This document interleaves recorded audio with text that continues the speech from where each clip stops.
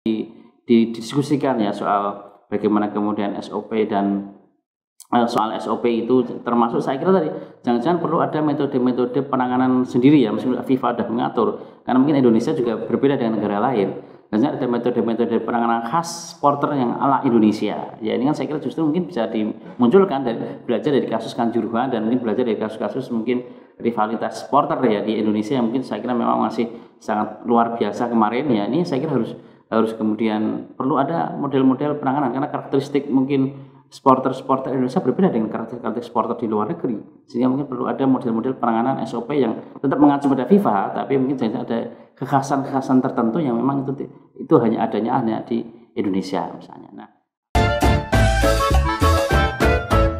halo para pendengar, ayo sini cepetan, karena ada Suara Pijaraya.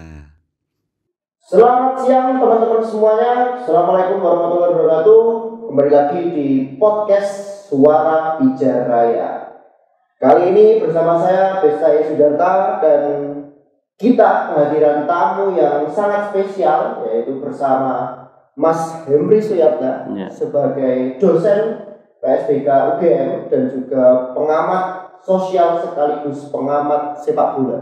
Selamat siang, Mas Yuda. Selamat siang seluruh pemirsa dan para penggemar sepak bola di Indonesia. Betul sekali. Nah, tema podcast kita hari ini adalah sepak bola Indonesia, politisasi hingga refleksi kemanusiaan.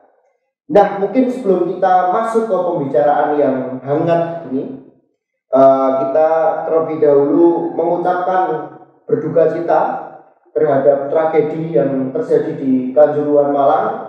Semoga para korban dan juga semua supporter Arema dapat diberikan kesabaran dan ketabahan, sekaligus bisa menjadi refleksi bersama bagi kita semua. Oke, seperti itu Pak. Kita mungkin akan mencoba mengulas ya secara mungkin santai dan lebih dalam gitu Pak, terkait dengan tragedi sepak bola kita yang katanya sih nomor 2 paling berat di dunia gitu.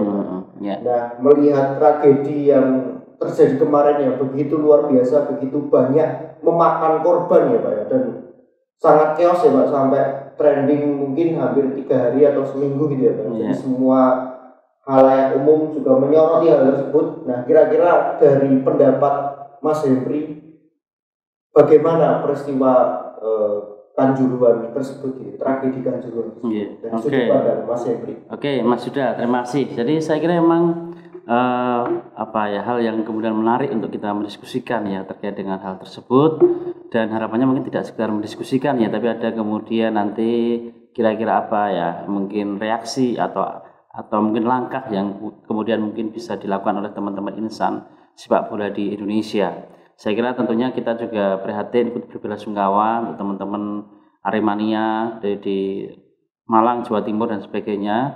Saya kira ini adalah hal yang mungkin menjadi duka cita bagi kita bersama semua insan sepak bola. Saya kira ini semoga semuanya bisa kemudian tabah, kemudian juga yang meninggal insya Allah mungkin mudah-mudahan bisa meninggal dalam keadaan syahid ya.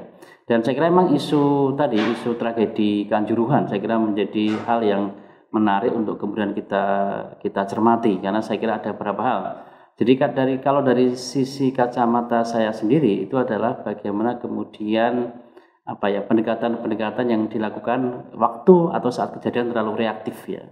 Artinya kan bagaimana melakukan penanganan sepak bola, penanganan misalnya supporter itu kan berbeda ketika melakukan penanganan terhadap mungkin aksi-aksi demo atau mungkin aksi-aksi kekerasan dan sebagainya. Ini adalah hal yang menurut saya ya tadi pendekatan-pendekatan yang terlalu represif ya, sehingga apa yang kemudian dampaknya adalah tadi meninggalnya sekitar 130-an orang dari supporter, karena mungkin mereka merasa panik dan sebagainya, sementara di sisi lain semprotan gas air mata yang ya tadi itu yang saya kira memang dilarang FIFA tapi kemudian dilakukan. Jadi seandainya misalnya pendekatan-pendekatan yang dilakukan waktu itu bisa lebih persuasif,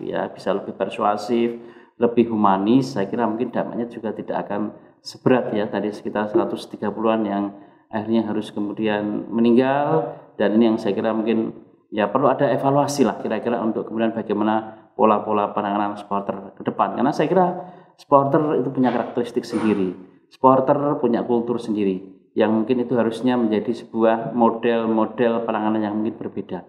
Mungkin biasanya aparatur mungkin ya biasanya menangani soal demo dan sebagainya, tapi kan supporter berbeda. Supporter itu punya fanatisme, supporter itu punya loyalitas, supporter itu punya mungkin sesuatu hal yang mungkin intinya mungkin perlu pendekatan yang berbeda dalam rangka untuk menangani supporter ketika kemudian di lapangan. Kira-kira begitu Mas Yuda sementara. Oke, terima kasih. Sangat menarik ya Pak ya. Ya.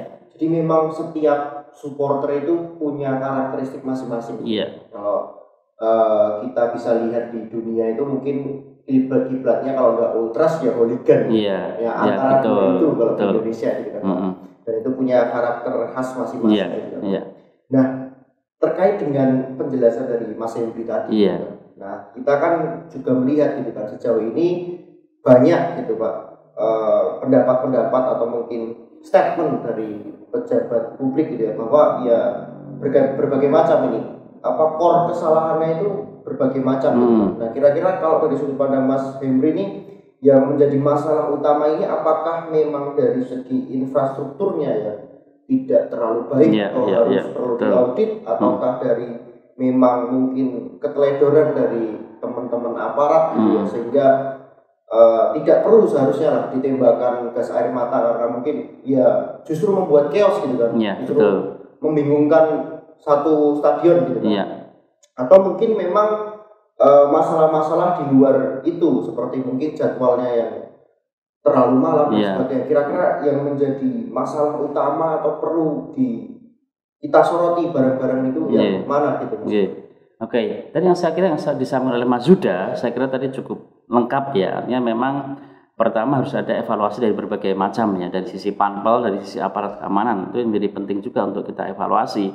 Kenapa harus ada gas air mata? Ya, berarti itu jelas ya aturan FIFA. Jangan-jangan belum semua aparat keamanan itu paham bahwa tidak boleh misalnya penggunaan gas air mata di lapangan sepak bola. Ini saya kira jangan-jangan belum ada briefing itu ya, atau mungkin seperti apa, atau mungkin juga aparat keamanan yang panik atau seperti apa, saya nggak tahu. Tapi itu jelas dilarang. Nah, dan itu yang saya kira menjadi poin penting ya, sehingga ketika gas air mata yang dampaknya membuat pedih air mata, membuat sakit dan sebagainya, itu kan membuat orang jadi panik. Nah, sementara di sisi lain memang ya tadi seharusnya ada misalnya upaya-upaya untuk tadi misalnya humanisme misalnya dari panpel dan sebagainya, yang akhirnya agar kemudian misalnya penonton tetap stay di stadion untuk tetap tenang dan sebagainya. Saya kira itu juga perlu dilakukan juga nanti untuk pengalaman ke depan. Nah, poin kedua saya kira memang betul tadi soal infrastruktur.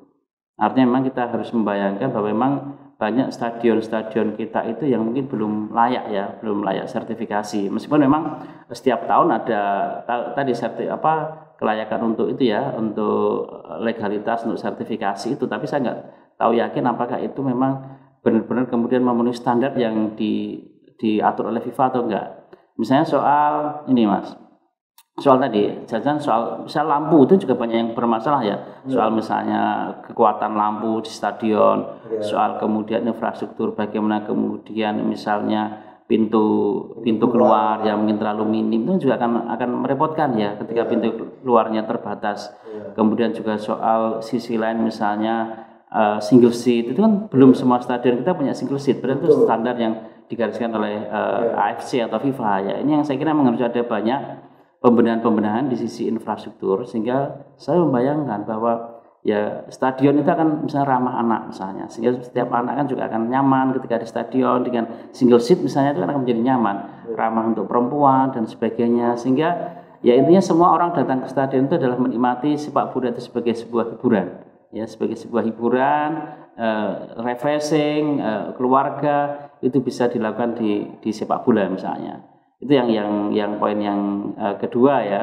Yang ketiga tadi juga betul, artinya memang jangan sampai kemudian misalnya aspek-aspek tadi komersialisasi itu akhirnya mengalahkan dimensi security, dimensi sosial yang ada di situ. Sehingga ketika jam saya kira memang jam tayang kita selama ini sebenarnya sudah banyak diprotes ya kalau saya cermati ya dari berbagai klub, karena jam tayang yang jam 20 bahkan yang 20.30, bayangkan kalau 23 WIB itu kalau main di tengah kan sudah 21.30. Iya itu. Iya, itu kan dari sisi muternya. Iya, betul. Senang, itu sampai rumah bisa jam 23 sampai jam 24 ya. Betul. Ya ini yang saya kira harus dan saya kira banyak ya kejadian-kejadian yang akhirnya membuat kita menjadi miris ya misalnya. Dan ini yang artinya perlu kayak tadi kalau misalnya stadion baru selesai jam 22.15 sampai rumahnya jauh misalnya, itu kan sampai rumah baru jam 24. Iya. Nah itu rentan, belum lagi memang konsentrasi pengamanan saya kira juga kalau malam juga akan sangat riskan, akan lebih mudah misalnya ketika ditangani ketika sore daripada ketika terjadi ketika malam hari. Nah dari segi fisik dan kesehatan iya bahaya, betul sangat malam kan. Sama dari sisi pemain olahraga saya kira juga demikian ya, dari sisi fisik, dari sisi sport dan sebagainya juga akan berpengaruh itu Mas. Ini yang saya kira harus dipenuhi ya secara menyeluruh ya di dalam konteks untuk membenahi sepak bola kita ke depan.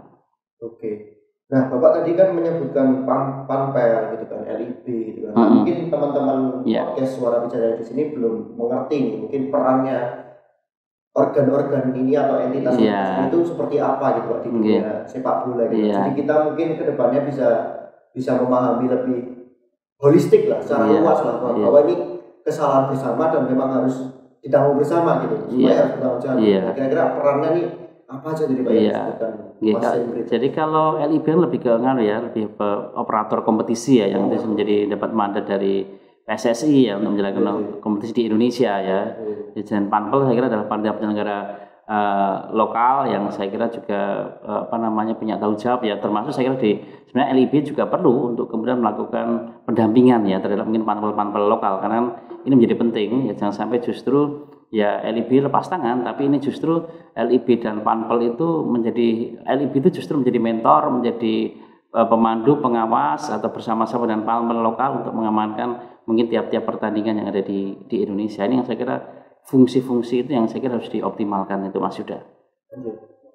Terus kan kemarin ada sempat berita bahwa tiket yang dicetak itu lebih dari kapasitas 42.000, padahal kapasitasnya cuma 38.000 gitu ya. Iya. Itu kalau Old Trafford terus bludak gitu. Iya, betul. Nah, itu kira-kira tanggung jawab siapa itu kapasitas tiket seperti itu? Iya, kalau itu kan memang kewenangan di Panpel ya untuk kemudian untuk mengontrol jumlah tiket ya, karena kan ada kuota ya, misalnya apakah stadion bisa terisi penuh atau stadion itu bisa katakanlah 75% dan sebagainya, itu kan saya kira harus diantisipasi. Nah ini yang saya kira perlu juga perlu dicek apakah benar 42.000 atau enggak atau 36.000 dan sebagainya, sehingga memang menurut saya ke depan itu juga ini tiket-tiket online itu sebenarnya juga akan memudahkan ya, ketika untuk kemudian memudahkan penghitungan ketika mereka masuk ya, ketika mereka dapat masuk screening itu kan saya kira juga akan bisa memastikan berapa yang kemudian masuk ke stadion. Nah ini yang saya kira harus juga tadi mungkin fungsi-fungsi security pengamanan ketika masuk saya kira juga menjadi penting untuk diperhatikan, sehingga bisa memastikan berapa yang kemudian itu masuk. Dan tadi memang tiket ya harus itu, artinya tadi saya kabarkan bahwa sepak bola adalah hiburan, dan sampai kemudian ini digeret ke arah komersialisasi kapitalistik, tapi kemudian lupa bagaimana soal keamanan, lupa bagaimana kemudian dimensi-dimensi sosial yang saya kira itu justru menjadi bagian penting itu. Jangan sampai justru kita mengejar untung profit tapi kemudian keamanannya keamanan ditinggalkan ya, atau akhirnya mungkin juga menyebabkan stadion tidak ramah anak, stadion tidak ramah terhadap perempuan dan sebagainya. Ini saya kira harus tetap diperhatikan aspek-aspek humanisme ini yang saya kira menjadi penting di dalam konteks untuk sepak bola dimanapun berada.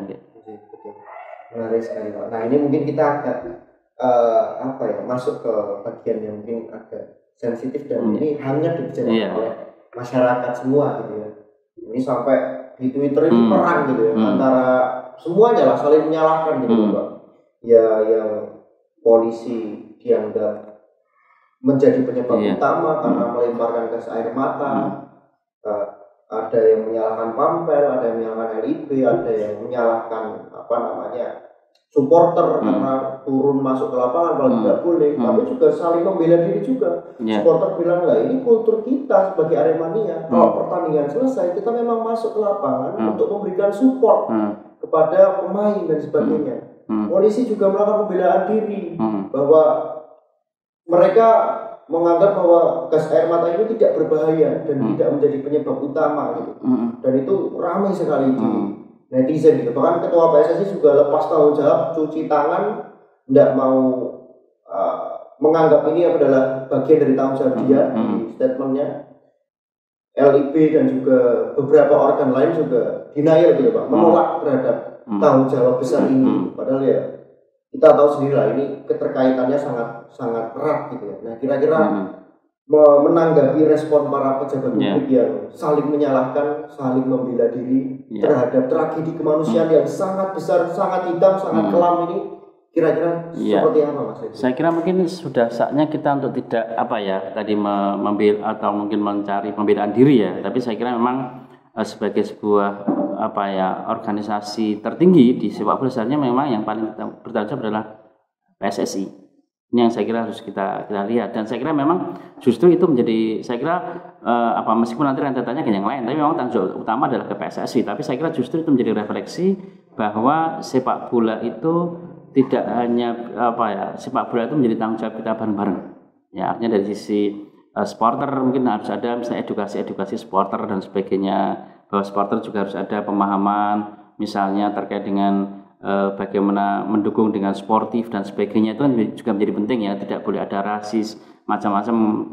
Ini kan juga tetap harus ada edukasi terhadap mungkin supporter dengan continue ya, dengan berkelanjutan ya. Kemudian yang kedua juga dari sisi tadi panpel, jangan panpelnya itu juga SOP-nya panpel dan aparat jangan SOP-nya juga nggak paham. Nah ini saya kira harus terus menerus untuk kemudian didiskusikan ya soal bagaimana kemudian SOP dan soal SOP itu, termasuk saya kira tadi jangan-jangan perlu ada metode-metode penanganan sendiri ya, meskipun FIFA sudah mengatur, karena mungkin Indonesia juga berbeda dengan negara lain, dan ada metode-metode penanganan khas supporter yang ala Indonesia ya. Ini kan saya kira justru mungkin bisa dimunculkan dan belajar dari kasus Kanjuruhan, dan mungkin belajar dari kasus-kasus mungkin rivalitas supporter ya di Indonesia yang mungkin saya kira memang masih sangat luar biasa kemarin ya. Ini saya kira harus kemudian perlu ada model-model penanganan, karena karakteristik mungkin supporter Indonesia berbeda dengan karakteristik supporter di luar negeri, sehingga mungkin perlu ada model-model penanganan SOP yang tetap mengacu pada FIFA, tapi mungkin ada kekhasan tertentu yang memang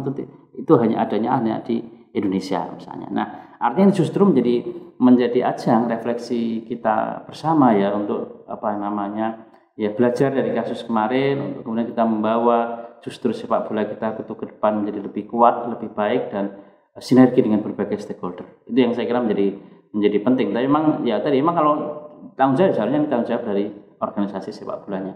Ya, ini yang karena yang punya palu itu kan mereka ya. Ini yang saya kira harus kita kembalikan lagi. Tapi ya ini menjadi bahan refleksi untuk kita bersama. Baik, Mas Henry. Nah, tadi terkait dengan PSSI gitu ya. Memang ya seharusnya yang menjadi pengelola ini adalah PSSI itu sendiri gitu kan. Yeah. Punya tanggung jawab besar adalah PSSI itu sendiri gitu. Tapi banyak ini di netizen kita ini menyinggung PSSI gitu, bahwa maunya cuma klaim prestasi gitu. Yeah, betul, ketika ada bencana lepas tangan gitu kan. Nah itu kira-kira seperti apa itu Pak? Maksudnya seharusnya apa yang bisa dilakukan oleh PSSI dibandingkan hanya mungkin menyatakan bahwa ini tanggung jawab kalau bukan tanggung jawab PSSI gitu. Seharusnya apa yang bisa dilakukan oleh PSSI di kejadian sebesar ini gitu? Iya, saya kira memang tadi kan fungsi LIB macam itu yang kontrol PSSI ya. Sehingga memang menurut saya memang harus ada tadi ya, PSSI harus kemudian belajar dari kasus kemarin. Tadi sudah saya sampaikan bagaimana kemudian mereka melakukan supporter ya, edukasi pendekatan yang humanis misalnya. Bagaimana panpel security itu memang harus benar-benar terlatih, benar paham SOP dan sebagainya, termasuk mungkin bagaimana kemudian misalnya kerjasama dengan misalnya mitra, misalnya dengan khasiat dan sebagainya, itu harus diatur ya dengan baik. Kemarin juga ada itu saling tuding antara LIB dengan pemilik swasta ya, pemilik televisi hak siar ya. Ini kan saya kira juga nggak bagus ya hal-hal semacam itu. Artinya justru ini menjadi refleksi untuk kita ke depan itu bisa menjadi lebih baik. Dan itu sebenarnya fungsi PSSI yang punya regulator ya terkait dengan bagaimana penyelenggaraan kompetisi di Indonesia ya. Ini yang mas saya harus juga dibenahi bahwa ya artinya memang ya termasuk saya kira jangan hanya sekedar prestasi instan ya, karena saya kira akar dari sebuah prestasi sepak bola nasional itu akan muncul ketika ini bibit-bibitnya itu bagus. Sehingga ini juga harus kita konsentrasikan bagaimana melakukan misalnya pembinaan sepak bola, kompetisi-kompetisi yang sejak dini dengan profesional ya, dengan Elite Pro ya, Elite Pro Academy dengan lebih bagus, dengan lebih profesional. Bagaimana kemudian kompetisi sepak bola yang perempuan, yang wanita itu juga harus dikelola dengan baik. Kompetisi sepak bola yang senior, tim itu juga harus dengan baik. Ini yang saya kira harus kemudian juga dilakukan sehingga kemudian akhirnya bisa berkembang dengan baik itu mas. Betul, sepakat Pak saya. Jadi memang timnas yang baik itu datang dari liga yang baik. Iya betul. Gitu. Jadi memang liga ini harus kita benar-benar persiapkan dengan baik, persiapkan dengan matang gitu ya Pak, sehingga kita bisa menghasilkan generasi-generasi sepak bola ke depan yang lebih baik dan lebih berkembang. Iya. Kemudian kemarin Pak, ini menarik ya. Kita kan sempat mendengar gitu ya kabar bahwa kita akan disanksi gitu ya. Disanksi bahkan mungkin 8 tahun ya, kayak mungkin kejadian yang di Inggris gitu sampai 5 tahun ya. Di Italia juga sempat itu 3 tahun atau 5 tahun dan katanya kita akan disanksi 8 tahun gitu. Tapi alhamdulillah Pak Jokowi bisa bergerak cepat gitu ya, langsung ketemu dengan Presiden FIFA dan dibantu juga oleh Mas Erick Thohir gitu ya, Pak Erick Thohir, dan ternyata kita tidak jadi disanksi dan malah kita mendapatkan bantuan lah ya, istilahnya bantuan untuk membuat tim transformasi sepak bola Indonesia gitu. Walaupun ya belum terbentuk tapi sudah ada kesepakatan dan ya ada poin-poin yang harus dilakukan oleh kalau di salah satu poinnya itu oleh pemerintah dengan FIFA yang paling utama, kemudian ada AFC, PSS dan juga para supporter juga untuk ikut dalam transformasi sepak bola Indonesia ini. Nah, kira-kira menurut Mas Henry pergerakan yang dilakukan oleh Pak Jokowi dan Pak Erick terkait dengan penyelamatan sepak bola Indonesia dengan bekerja sama dengan FIFA untuk membuat transformasi sepak bola Indonesia atau tim transformasi itu seperti apa Mas? Oke. Pertama alhamdulillah ya, artinya perlu kita patut syukuri ya. Mudah-mudahan memang ini artinya Indonesia tidak terkena sanksi FIFA ya. Tapi memang beberapa hal kita apresiasi ya untuk Pak Jokowi dengan Pak Erick dan sebagainya yang kemudian juga telah membantu dengan cepat untuk waktu itu untuk bergerak ya untuk melihat situasi sepak bola waktu itu. Tapi memang ini justru sisi positifnya adalah menjadi momentum bagi kita, bagi sepak bola kita untuk kemudian benar-benar berbenah. Ya, ini yang saya kira harus sehingga dampingan dari FIFA itu justru menjadi momentum bagi kita untuk memperbaiki bagaimana infrastruktur ya, yang lebih baik, bagaimana kemudian memperbaiki sarana prasarana ataupun kualitas kompetisi yang kemudian lebih baik. Karena kan selama ini kan banyak yang mengkritiskan jadwal kita kan kadang-kadang nggak jelas ya jadwal kompetisi kita kadang-kadang mungkin kurang teratur ya, kadang-kadang mungkin kadang-kadang bisa berubah dengan sesaat meskipun sudah diputuskan di awal, dengan harapannya akan bisa kemudian membuat kompetisi kita itu menjadi lebih profesional ya, tanpa kemudian mengesampingkan mungkin beberapa hal aspek-aspek yang lain ya, aspek dimensi sosial dan sebagainya. Ini yang saya kira sisi positif itu harus kita dukung ya untuk membangun, karena tadi saya katakan bahwa ya prestasi timnas itu saya kira juga akan tergantung pada bagaimana kemudian sepak bola kompetisi itu bisa dikelola dengan baik dan benar. Baik, mungkin ini ya Pak ya. Terakhir mungkin kita tahu sendiri gitu ya, teman-teman sobat suara bicara ya, kita ini adalah negara sepak bola gitu. Karena kita adalah salah satu negara dengan populasi terbesar di dunia dan populasi penonton sepak bola terbesar di dunia. Jadi mungkin sebenarnya sepak bola ini bisa menjadi kekuatan besar gitu untuk Iya. menyatukan Indonesia, entah untuk menggerakkan ekonomi Indonesia dan sebagai media juga ya untuk kita bisa saling support, saling menghidupi, saling bareng-bareng gitu ya. Nah, kira-kira nih Pak, dengan potensi sepak bola Indonesia yang begitu luar biasa besarnya yang kita miliki gitu ya Pak ya.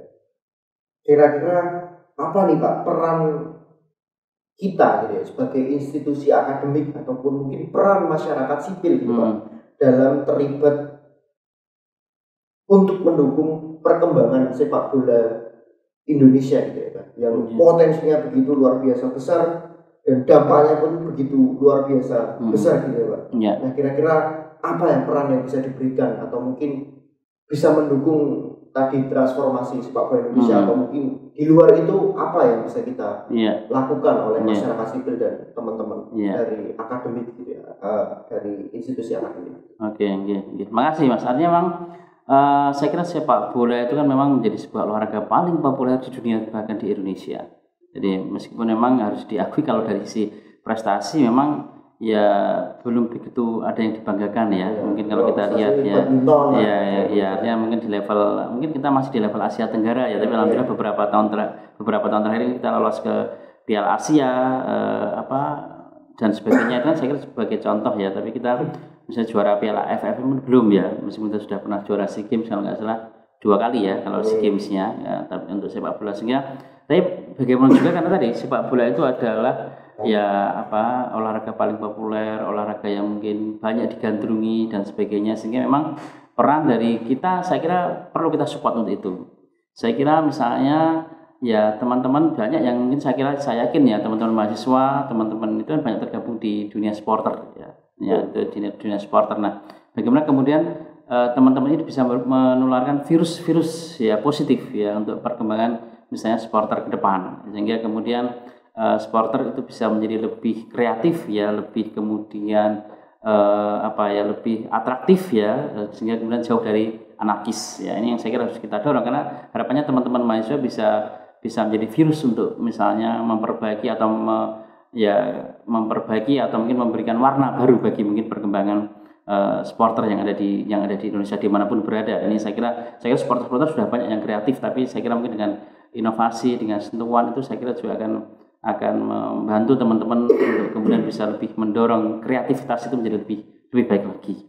Nah, yang kedua saya kira juga menjadi penting ya, misalnya bisa saja karena hubungan antara klub dengan supporter menjadi dualisme yang saya kira menjadi penting.